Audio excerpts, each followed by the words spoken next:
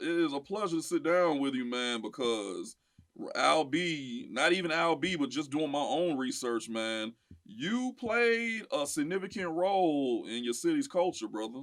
Oh, appreciate that. Appreciate that. Yeah, man. Been doing beats for a minute.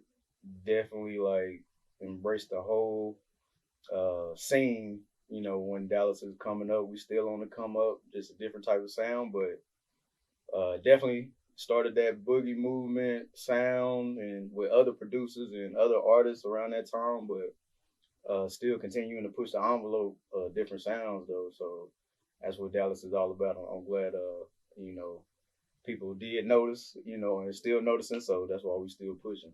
How did you get into music? Oh man, pretty much just to make it as short, as simple, as sweet.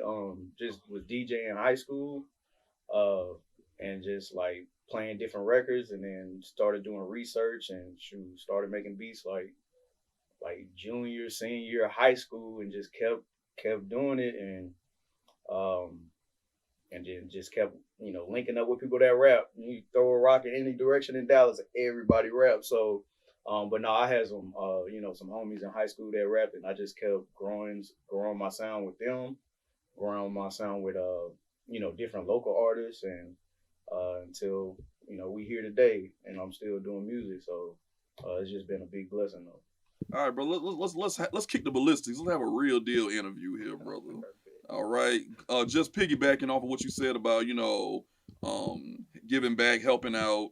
One person who comes to mind who always reaches back and keeps his ear to what the new generation is doing is Gucci Mane. Yeah. You know what I'm saying? Guwap. Now you have been in this game for quite some time. You got an extensive resume. You work with some very respectable names. You know what I mean? So in saying all of that, you having, upperclassman status now. In saying all that, bro, Yeah. how important is it to keep an ear and keep a pulse on what the upcoming new jacks are doing? Oh man, that's the most important thing in a music game. It's like you you can't you ain't gonna be around if you don't know what's going on. If your sound still sound like early 2000s. I mean, yeah, you sticking to your guns, but hey man, you at some point you got to evolve and make it sound different. But yeah, it's like for anybody in the industry, artists, producer, management, A&R, you got to keep your ear to the streets, like, and that's what Gucci is known for, like putting people we probably won't hear about till 2030, but he know them now, and he just like cultivating and creating that sound for them. So hey man, you just got to keep your ear to the streets. You may not like it, but it's like, hey, you can make it better. Say you don't like it, just make it better. Make it, suit your fan base, or fit this person's ear. So you can't really, talk down on any type of music somebody's doing. It's like everybody got a fan base at the end of the day. Absolutely, brother. I'm glad you said that because it's so prevalent in rap, hip hop, whatever you want to call it, that there's this age divide where the youngsters feel like, okay, well that's an old nigga, he too old, and the older guys feel like, these new niggas, they love saying the term new niggas. You know what I'm saying? Yeah. You know what I mean? So what's your thoughts on that, on the age divide, in the culture? It's an age divide, but shoot, like the old school people now. Well, I ain't gonna say old school, but like the older people like myself, shoot, they having kids or whatnot. I ain't got kids or nothing, but shoot, it's like that music's gonna find its way to you somehow. Either your kids gonna be bumping it or they friends gonna be bumping it. So it's like you just gotta understand it, and especially if you in the music industry, like if you don't want to open up to new music, it's like you just gonna be stagnant. It's like no way to elevate. So when it's like the new nigga saying, "Hey man, I ain't fucking with the old head," I'm like, you. I mean, you kind of got to. It go back and forth. It's like if you don't know what they did wrong, or like or doing right to be where they at, you gonna be stuck too. You are gonna be stagnant too. So it's like a revolving door. The new artists got to look back and see what the older artists did right. The older artists got to look at the new artists, see what they got going, and see how they rising to the top so fast when it maybe took them a whole lifetime to get where they at. You just it like we can borrow from each other at the end of the day. pretty much. Absolutely, brother. And one thing I definitely want to see between, the different generations is like a mentor, big brother, little brother atmosphere going on. You know what I mean? Right, right. Because, I like I said, going back to Gucci, but also let me mention Yo Gotti too, because, he has he reaches back and gets younger artists. I like seeing it where the older guys fall back in more of a boss mode and say, you know what, I did what I was gonna do. Kind of like A-Wax from New Jack, A-Wax from Minister Society. You know Yeah. what Kane said. He didn't put in so much work that he just get a kick out of seeing the new niggas do their thing. Yeah, it's You know, like at some point, hey man, you got to be a smart businessman, and like Yo Gotti and Gucci, they got so much other things going on, like business wise on their labels. It's like they can't rap, 24/7 and keep up like a multi-million-dollar conglomerate, whatever they got going on. So it's like work smarter and put your people on to where they can be bosses too, and then shoot, you'll never have to starve. Like nobody in your family will ever have to starve. So that's I like what they preach a lot. Gotti, Jay Z, shoot, Wayne, Birdman, all of them put different artists on, and now shoot, they can focus on other things, or still rap when they want to. They can shut it down when they want to. So, but it's always important to put your people on, so they can put their people on, and everybody eat forever, pretty much. most definitely. Now, let me ask a real ass question, brother, if I may.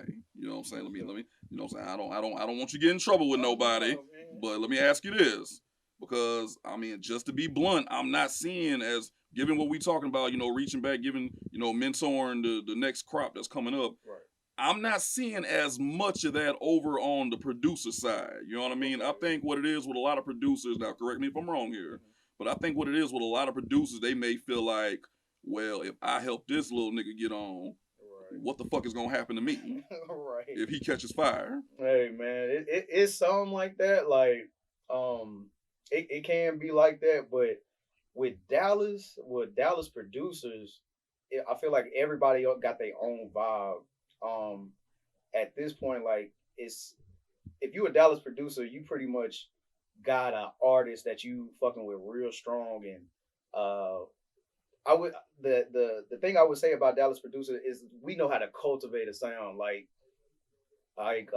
Jeff, LL, was it SS Spurs? Yes, sir. I'm probably saying his name wrong. But they got a sound. Shoot, me and DeRoe got a sound that's still going. Um, you know, Keys on the track, with Erica Banks, and he got that deal going. It's like Dallas producers know how to cultivate a sound. Not saying that we don't reach out to each other. Yeah, we reach out to each other all the time. It just not might be like collabing all the time. But if one of us knows something, we try to let the whole Metroplex know something, like Lone Star, and Young Star. You know what I'm saying? Like everybody see each other on IG, and IG has made it pretty clear. Like if you want to reach out to somebody, you can pretty much send them a DM. If they don't fuck with you, they don't fuck with you. But it's not a lot of collaboration, but a lot of knowledge getting passed around. I would say it like Okay, that. brother. I likes that. I likes that. Okay, just wind it down, brother. What's next for Too Much? Oh man, right now just working with different songwriters and A&Rs with major labels at this point. Um, but definitely just placed a record with a artist out of New York named Smooth Dale with Interscope. Song called Down Bad. They just came out. I want to say a couple weeks back. And I got some work coming out with Atlantic Records. I don't want to say the artist because in the producer game, you hope you make the cut. They'll pay you for sure. I already got the check cleared, but I'm just hoping I make the cut, and it's definitely going to be a good look for Dallas. Good look for me and my team, but always working. Always working, looking for new sounds and new artists to work with.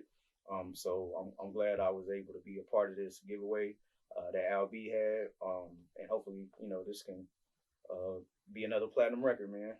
Okay, so the only thing I got left to ask you is any closing thoughts you want to lay on the people? Oh man, if you don't follow me on IG. Too much BTP. That's the number two MUCH BTP.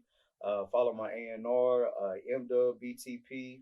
Um, Definitely got his ear to the streets. Next up and coming A&R. Follow my artist, Young T It Is on IG. But Hey, just keep your ear to the streets. You're gonna hear BTP all over your radio stations and clubs, and continue to hear that for sure.